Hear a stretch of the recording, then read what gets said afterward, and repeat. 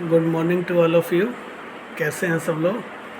तो आज फिर हम लोग आ गए हैं एक शॉर्ट स्टोरी के साथ। एक शॉर्ट स्टोरी जो कि आपका जीवन बदल दे, एक शॉर्ट स्टोरी जो आपके जीवन में लयबद्धता ला दे, एक शॉर्ट स्टोरी जो आपके जीवन को चमत्कृत कर दे। तो वो एक स्टोरी एक जापान की है ना। जापान में एक बहुत बड़े साधु से रहते थे। उन्होंने जीवन में कभी माया को हाथ नहीं लगाया, सिर्फ माया को एक बेजान वस्तु समझते थे। लेकिन एक बार उनके चित्त में परिवर्तन आया और चित्त परिवर्तन होते उन्होंने देखा कि उनको एक पड़ी हुई सोने की ईंट मिल गई है। तो जो सोने की जब ईंट मिली उनको, तो वो सोने की ईंट को देखकर थोड़ा सा लालायित हो गए। उनके मन में लोभ आ गया। उन्होंने वो ईंट उठा के अपने बैग में रख ली और जब बैग में रख ली तो उसको बार बार टटोलते रहते थे।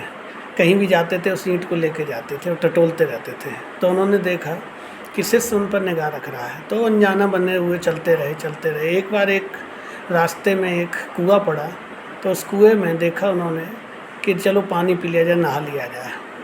तो वो वहाँ पर रुक गए नहाने के लिए। और जब वहाँ पर रुके तो उन्होंने कहा बैग को मेरा संभाल के रखना, कोई इसे छू ना ले। तो देखा उन्होंने कि भाई बैग में आराम से शिष्य को देते हुए वो नहाने लगे और बार बार नज़र भी रखे हुए थे कहीं कोई देख ना ले।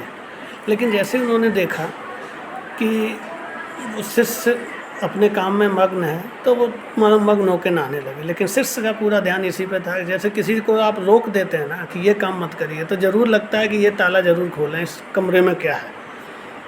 क्यूरोसिटी होती है, मेन क्यूरोसिटी रखता है। जिस काम को मना करो वो काम तो होकर रहेगा। तो वही शिष्य का हुआ। शिष्य ने उसमें हाथ डाला, देखा तो चमकती हुई सोने की ईंट। बोला बहुत ही साधु तो ढकोसलेबाज है, अंधविश्वासी है, ये दुनिया को प्रवचन कुछ और देता है, रखता कुछ और है। उसने उस सोने की ईंट को वहीं गिरा दिया, उसकी जगह उसके बराबर की ईंट वहाँ रख दी। और उसके बाद उस ईंट को लेके वो साधु महाराज के साथ चलने लगा। तो साधु महाराज ने फिर झपट के अपने पास ले ली कि तुम कहाँ रखते हो, मुझे दो। अब वो उसे टटोलते रहे सोने की ईंट समझ के। और जब सोने की ईंट समझ के टटोलते रहे, रास्ते में जाके जब अंधेरा हो गया तो उन्हें डर लगा कहीं चोर डकैत तब कहीं इस ईंट को लूट ना ले। तो उन्होंने कहा कि चलिए। तो उन्होंने कहा कहीं रोका जाए, लेकिन कहीं दूर तक एक प्रकाश का निशान तक ना था। तो उन्होंने कहा कि आप डर क्यों रहे, शिष्य ने पूछा। तो बोले कि अरे मैं ऐसा पहले बताना नहीं चाहते थे।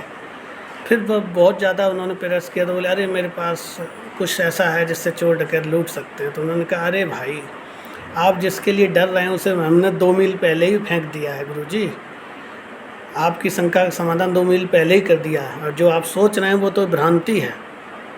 तो भ्रांति में भय होता है, मानसिक चेतना में कोई भय नहीं होता। सामने वाला कोई भय पैदा नहीं करता। ये हमारे विचारों का भय है जो हमारे अवचेतन मस्तिष्क में स्थित है। तो दुनिया भी सभी लोग इसी तरह का अलग अलग प्रकार के भय लेके चलते हैं, जबकि देखा जाए वर्तमान में ऐसा कोई भय है नहीं। इसलिए आप लगातार भयभीत ना हो, इस दुनिया का मजबूती से सामना करें, क्योंकि भय सिर्फ विचारों का है। जिस दिन आप ठान लेंगे, मान लेंगे कि भय नाम का कोई चीज़ नहीं है, भ्रांतियाँ हैं, कि पड़ी हुई रस्सी को जब सर्प समझा जाता है, पड़े हुए संशय को जब भूत समझ लिया जाता है, तो उसी समय आप अंधविश्वासी और पाखंडी हो जाते हैं। तो यही कहानी हमें बताती है कि हमें अपने विचारों को रिफाइंड करते रहना है, क्रिस्टलाइज करते रहना है, धीरे धीरे अपडेटेड करते रहना है, समय के साथ जुड़े रहना है, जिससे आगे जाके हम बहुत चेतना के स्तर पर जागरूक हों और अन्य लोगों को भी जागरूक करें। क्योंकि यही वो दुनिया है जहाँ जागरूक लोगों की डिमांड है और जो जागरूक नहीं है उनको समय के साथ भुला दिया जाता है। क्योंकि दिमाग और पैराशूट आप खोलेंगे तभी चलेंगे, ये मैं बार बार कहता हूँ। तो चलिए फिर मिलते हैं एक शानदार कहानी के साथ next week. Thank you, have a nice day, bye bye, take care.